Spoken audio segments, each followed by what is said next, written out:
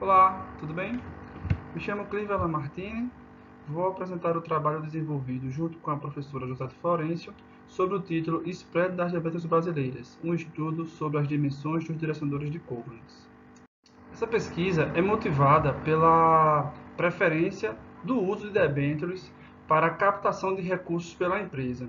Ao longo dos anos, percebemos a expansão de emissões das debêntures, percebemos uma relação com a aderência à teoria do Peck-Norder, verificamos que os custos são menores do financiamento da captação de recursos por meio das debêntures e também percebemos que nos últimos anos houve um movimento relacionado à legislação que impulsionou a adoção pela emissão de debêntures como alternativa de captação de recursos. Outra perspectiva que introduz no nosso trabalho é o uso do mercado secundário, o desenvolvimento do mercado secundário de debêntures, que vem dando mais liquidez e permitindo melhores negociações entre os agentes secundários. Nosso referencial teórico está baseado nos trabalhos anteriores que discutiram elementos que contribuem para a avaliação da debênture. Esses elementos permitiram que a gente chegasse nos covenants como um elemento, como um fator que possui conteúdo informacional capaz de mitigar os conflitos de agência e que possui informação sobre o desempenho das organizações. Sendo assim, buscamos identificar melhor quais são os covenants que são abordados na literatura e como eles podem estar relacionados com a avaliação das debêntures.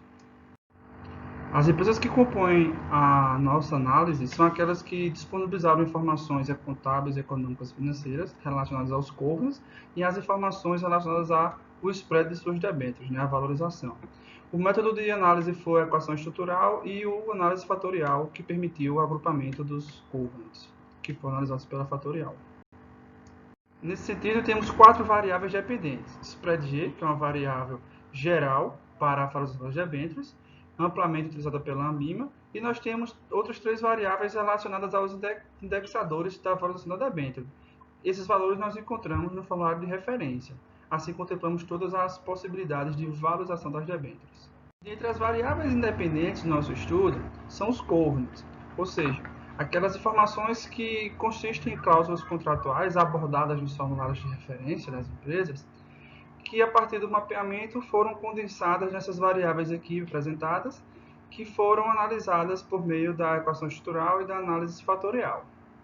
Dos 6 modelos gerados pela análise fatorial, apenas nos modelos 1 e 4, as variáveis latentes se mostraram significativas para explicar alguns dos spreads.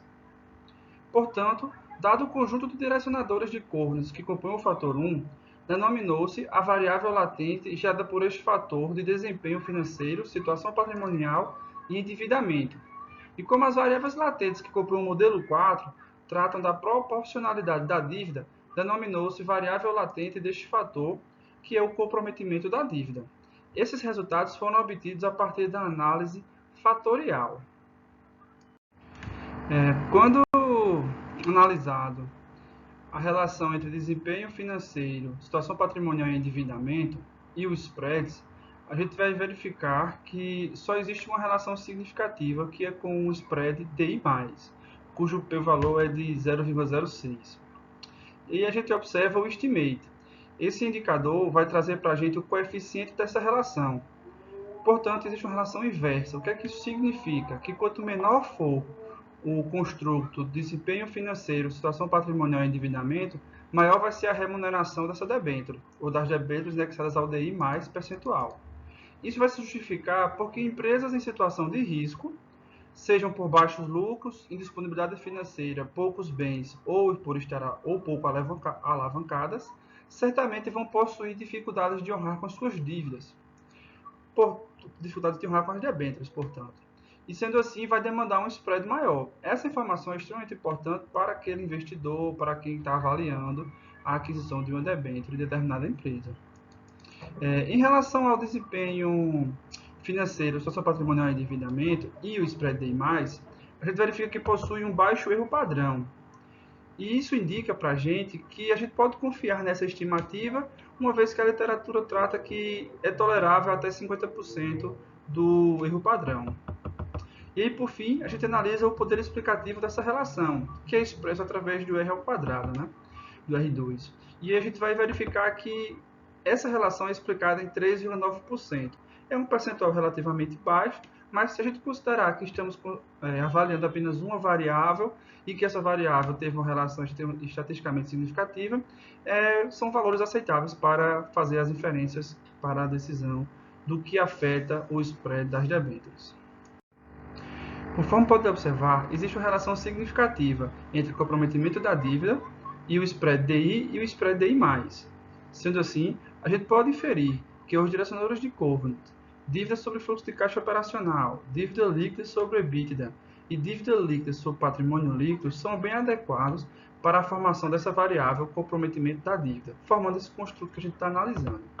E a gente percebe que esse construto possui efeito direto com as remunerações das debêntures, atreladas ao DI e ao DI mais percentual. E assim a gente verifica que cada unidade de comprometimento da dívida vai implicar no aumento de 0,41 no spread DI e 0,40 no spread DI+.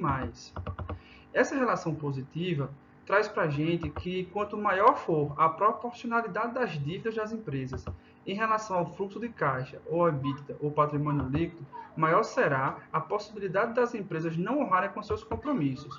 Então, isso traz para a gente uma informação importante como uma medida de risco que vai implicar no aumento da remuneração das debêntures. No tocante ao poder explicativo destas duas relações, a gente verifica aí um percentual de 16% e 17%, confirmando que é possível a gente considerar essas informações, esse construto, como um elemento importante na explicação da valorização das debêntures. Então, como conclusões desse estudo, destacamos que duas dimensões foram significativamente importantes, que é a desempenho financeiro, situação patrimonial e endividamento, e o construto, o comprometimento da dívida, que possui efeitos sobre a valorização das debêntures. Essas informações contribuem para uma boa avaliação da debênture, possuem conteúdo informacional sobre o desempenho financeiro das empresas, podem reduzir os problemas de conflito da agência e possuem efeitos sobre o spread das debêntures, que é o objetivo dessa pesquisa. Posto, essa pesquisa ela é útil para bancos e instituições financeiras aptas a coordenar e avaliar debêntures a fim de determinar quais são os covenants que devem ser obrigatoriamente descritos no formulário de referência. É útil para investidores para direcionar quais covenants são relevantes no processo de avaliação das debêntures e também é útil para as instituições reguladoras para determinar uma obrigatoriedade de covenants que deveriam ser listados nos formulários de referência.